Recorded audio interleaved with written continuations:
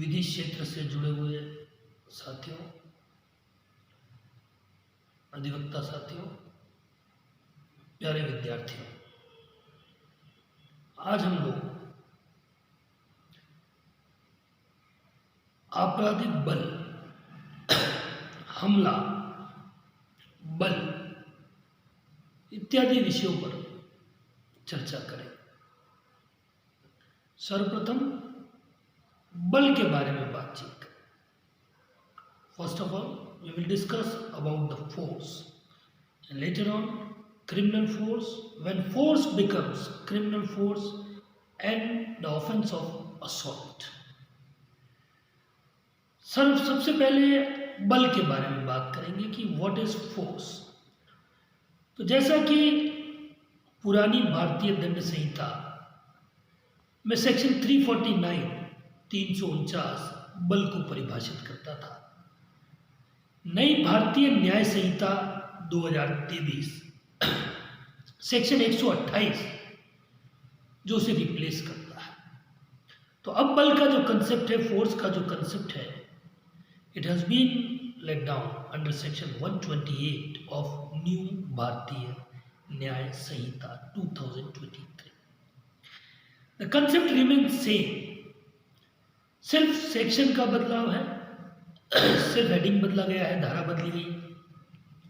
और जहां तक बल की संकल्पना का सवाल है, वो पिछली भारतीय दंड संहिता में भी वही थी, आज भी संकल्पना वही। लेकिन जब हम पढ़ते हैं या हम पुराना 349 पढ़ते थे, आज का 128 पढ़ते हैं, तो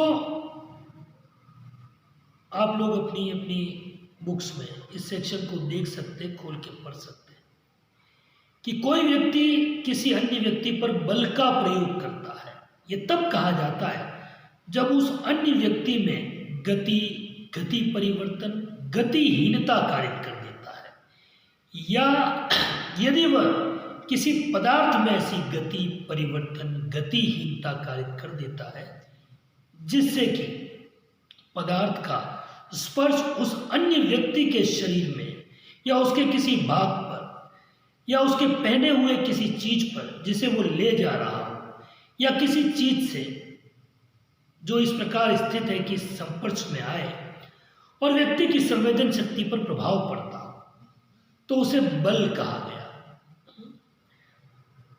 बेसिकली इन्होंने तो बहुत लंबी चौड़ी बात कर दी कि बल होता क्या। अगर यही सब चीजें इस सेक्शन को पढ़ने से समझ आती तो बात कुछ और थी। मैं इसे बहुत संक्षिप्त में, जिससे कि बल का जो साधारण कंसेप्ट है हम सब लोग ठीक ठीक समझ पाए, तो इतना ही कहूँगा 2 लाइन में कि किसी व्यक्ति, पदार्थ या जीव जंतु के माध्यम से किसी व्यक्ति, पदार्थ या जीव जंतु में गति परिवर्तन या गतिहीनता कारित कर देना बल कहा जाता है। बेसिकली फोर्स क्या है? Motion, cessation of motion and acceleration of motion by a person और सब्सटेंस और animal into a person, substance और animal। बेसिकली ये फोर्स का कंसेप्ट है। जैसे मान लीजिए ये पानी की बोतल है, ये मैंने उठाई और इसे यहां से यहां रख दिया, तो व्यक्ति के माध्यम से, बॉटल इज अ सब्सटेंस, पदार्थ है, पदार्थ में गति कारित हो गई है, मोशन हो गया है, जो कि बल के कारण हुआ है। इसी को हम बल कहते हैं। Acceleration in motion, cessation in motion, सब बल का भाग है। मान लीजिए कोई साइकिल निकल रही, कोई छोटा बच्चा साइकिल चला रहा और हमने पीछे से साइकिल को उठा लिया।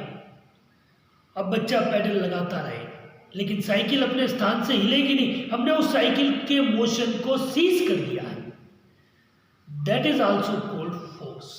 ये भी बल की परिभाषा में आएगा कि व्यक्ति ने वस्तु के मोशन को रोक दिया है।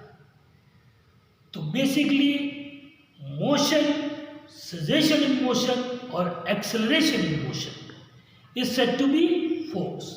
अब ये कैसे हो सकता है?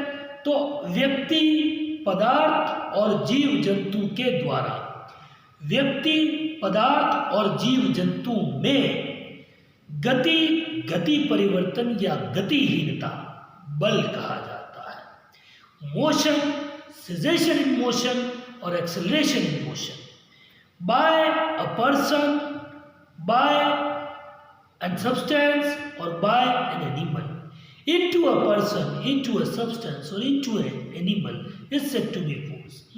हमने सड़क पे, स्ट्रीट पे कोई डॉग खड़ा हुआ, हमने उसे पत्थर मारा, कुत्ता भागना शुरू कर देता है।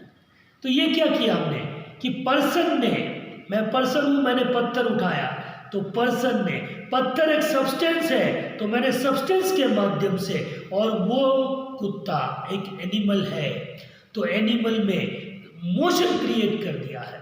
तो मेरा पत्थर उठाना और पत्थर मारना ये बल का प्रयोग हो गया है।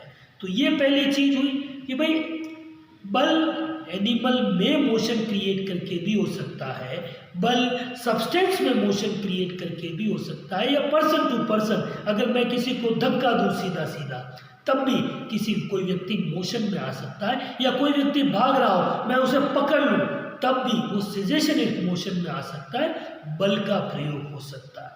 इसी तरह कई बार पदार्थ से बल का प्रयोग होता है। तो हमने किसी पत्थर को उठा के पानी के गड्ढे में डाला और वहां से पानी स्प्रेड हो गया, तो व्यक्ति ने पदार्थ के माध्यम से गति कारित कर दी है, वो जो ठहरा हुआ पानी था उसमें मोशन आ गया है। That might also be force. तो ये बेसिकली फोर्स का कंसेप्ट है, बल का कंसेप्ट है।